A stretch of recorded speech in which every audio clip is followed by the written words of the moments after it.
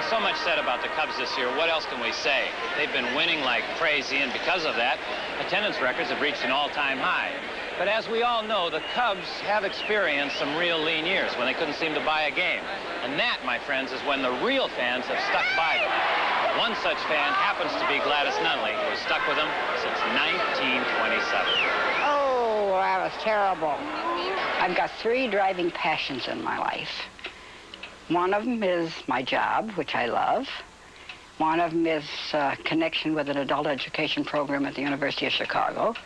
And the third is the Cubs. Now, my boss always insisted I name them in the reverse order, that in reality the Cubs come first. You want to spend your money where you're having the most fun. And I have the most fun watching baseball. Gladys Nunley loves baseball so much, she even sleeps under one every night. Her studio apartment, just minutes away from, guess where? Wrigley Field, is chock full of baseball mementos that span 7 decades. I went to my first game in Wrigley Field in 1927. Been a Cub fan ever since. I was the only son my father ever had, so he made a baseball fan out of me. And what a fan. Gladys has faithfully followed the Cubs for 58 years. She works diligently as an accountant, but hasn't let that stand in the way of her devoted fanaticism. Hello, how are you? I've seen the Cubs play in every National League park that exists and a few that no longer exist. How do you like my hat? Beautiful. I bought it in New York. Next to Gladys's 1 share of stock in the pre-Tribune-owned Cubs is her official die-hard fan club certificate. But even those don't tell the whole story of what a fan she is. Now, if you were to see Gladys at her season box seat down the first base line, oh, by the way, she likes it there because she gets more sun, you might get an inkling that Gladys is a dedicated devotee of Cubdom just by her outfit. But in reality, you could tell how serious she is about the Cubs by this one button. Gladys is one of the Wild Bunch.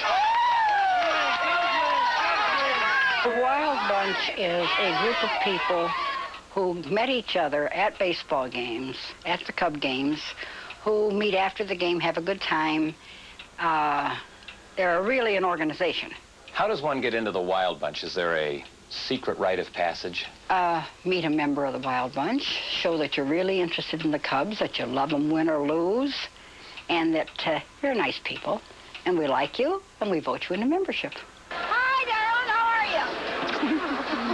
Since Gladys was one of the original members, she didn't have to be voted in. Neither did her close friend Proby, short for Providencia. Proby has the distinction of having owned the bar where the club was born. One day when the Cubs had lost, we were all sitting around feeling sorry for ourselves. I think they blew it in the late innings or something, about 5, 6 years ago. And some out-of-towner walked in and looked at all of us sitting down there and says, "Boy, isn't this a Wild Bunch?" Wayne Hall is also a Wild Bunch charter member, and his status is underscored by the fact that he is the unofficial head of the group. You gotta put it in the pipe, Turkey! As the chief, he writes a newsletter which goes out to its 250 members, including Governor Thompson, Presidential Press Secretary Jim Brady, and Cubs General Manager Dallas Green. He and his wife's actions definitely qualify them to be in the Wild Bunch.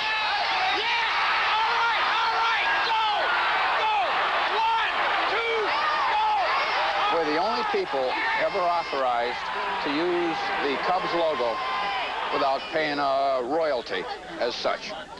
We cannot sell it. We can't market it. To get a button, you're a friend. I live in Dallas, Texas.